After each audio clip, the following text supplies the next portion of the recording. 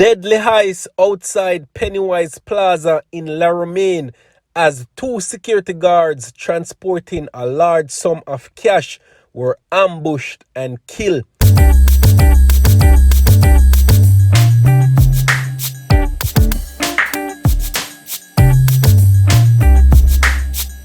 Viewers and subscribers, welcome back to YaadAndAbroadTV, people. Much love and appreciation as usual.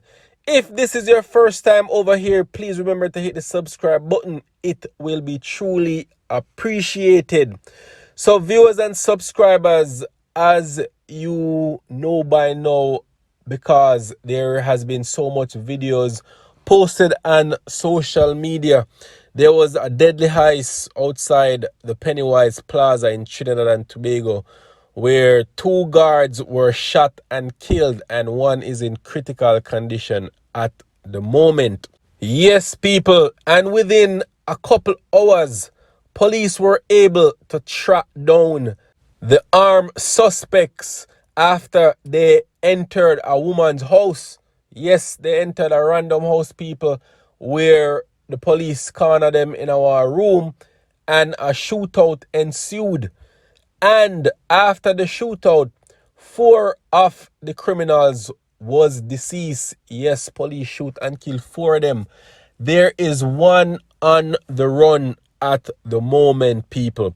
So what I'm gonna do, I'm gonna play, some videos of the lady whose house they ran into and some other different scenes of what actually took place yesterday.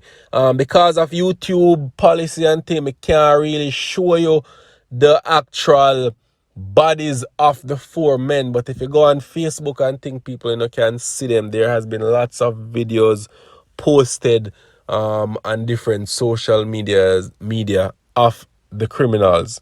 But it's just sad, people, that you wake up, get up, gone to work to earn an honest living, and look at it, people them lose them life, family members in mourning, just because you have some worthless boy out there who now want work, want easy money, people, and that's the end result. Like, it's just sad and unfortunate. My condolences goes out to all of the family members involved of the security guard people, because we know them are going through a difficult time at the moment. So my sincerest condolences, you see me? So just check out the video, people. All right, bless up with yourself once again from YaadAndAbroadTV. Much love and appreciation. Bless up. I want to tell my senior superintendent, suspect who was on the ground since yesterday. Mr. Jacob, one question, sir. This incident that happened in Laramine, in an area where there's a lot of vulnerable, the Pennywise Plaza, a lot of vulnerable members of society there, women and children mainly, frequent that area. And, the surrounding areas are, residential areas. What is your assurance to the public about, these kinds of instances, taking place around malls, shopping areas and so on? And in Southland? Well, I want to give the public the assurance that the police service, right, have designed different methodologies and strategies to deal with the situation.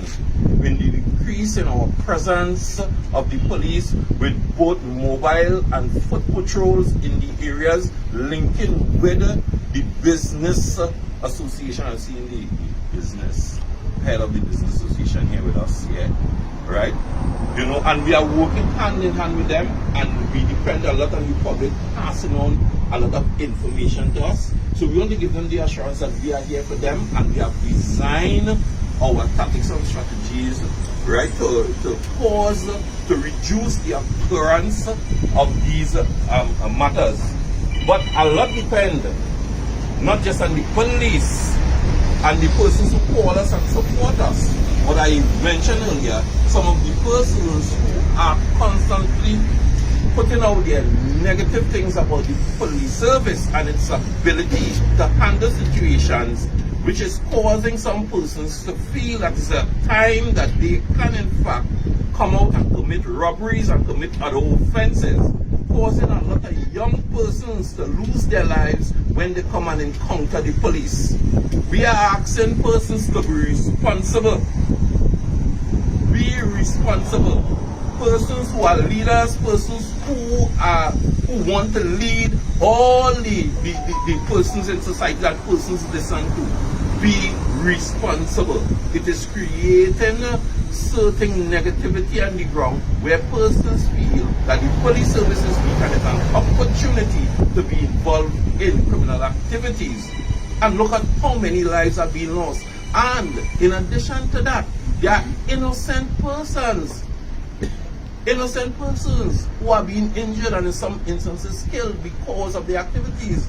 Just yesterday evening, with the shootout, a young boy who was 9 years old was in fact also injured and is in hospital. And this is what is happening. So we are asking, the same way how the police now come together and bind ourselves together to deal with the crime situation, we are asking leaders and persons who are prepared of the general public and have access to the social media and other media to be responsible. Stop giving the impression that the police service is weak and cannot handle the situation. Mr. Smith? What I want to say at this stage is difficult and challenging for me, as I come by the home of my former colleague, classmate from the university at the Western Days, where we worked together, doing mediation together for a year, doing work in different areas from Marabella to different areas in South.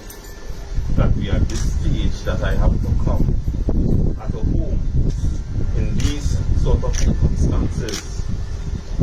As I said, it is heart-rending in the situation that these offenders, after being cornered by the police, will choose to run into premises where this incident occurred with the final shootout with the police. At this point, it is affecting her and her family tremendously. They are going through a traumatic state at this point, right? It shows her strength at this time to be here, to stand next to me, to talk with you all. We have our other members of our family here, and some of the ideas that are being thrown out there, like if the family here is connected with the offenders, that is the furthest from the truth. And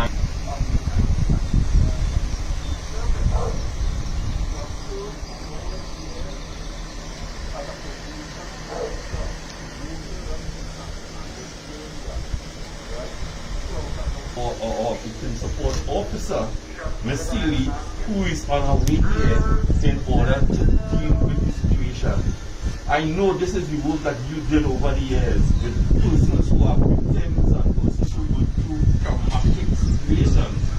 But now you are on the other side, and I'm asking you to give the operation so that you will know that it is necessary for the counseling and things to take place so that you can deal with the mental aspect for yourself and your family. Well, it always takes something in the midst of the adversities to create a smile. Just the fruit van there, passing, selling vegetables brought a smile for me. And I could so much appreciate that. But more so, I also received the news this morning that my grandson has been accepted to do his advanced level. And so in the midst of the difficult news and the bad times, there are good news that we could celebrate. But I want to say that reluctantly I did facilitate the interview this morning with the media because I thought as a practitioner and a professional in Trinidad and Tobago, I continue to have a voice, and I am never the person to miss an opportunity for my voice to be heard, because I am a behavior change specialist. And whatever it takes, maybe it's just 2 sentences to meet somebody where it matters most can change. But more than that, I take adversities and I ride on them. I ask God to protect me. I try my best to keep my composure. And you all would realize as a probation officer and other areas in government, I was required to be calm in the most adverse situations. Just for the record, I'll say it again now. They came through my husband and his daughter was in the gallery in the porch here. I was inside and he got a call telling him to go inside. He got a call from his brother telling him go inside and lock the place. You have bandits downstairs. And he said he already called the police because he saw them with guns. So he knew that something was wrong. So when the scale in the back and they came through, and they told me don't go outside. So immediately I closed in, I made sure that every door was locked. And I called my brother, who is a police officer. Well, and I did that because I was fearing that I might not be as articulate enough to give the police the precise information that they would have needed, so I didn't trust myself. So I called him being a senior police officer. So he did that. And then I called one of my neighbors whose daughter is working at the administration building. And I said, call the police and locate yourselves in a way that you all can guide the police because we are locked inside. And the police may need some information or direction. We understand that one of them was trying to come up the back step to get entry to the back door. And when my son-in-law told me that, I made everybody go into a bedroom. So you see, I don't lose it here when there's a crisis. I made everybody move and go into a bedroom and lock themselves there. And I told my son-in-law, monitor the steps from the tin curtain there. And if he sees that anybody is gaining entry, take the back room and lock the door. And I stayed in the front room where I can see the police. And I don't know how to use a firearm. But I could be wrong, Mr. Jacob. I didn't hear anything like I was hearing gunfire exchange. I heard something what sounded like exchange. Yeah.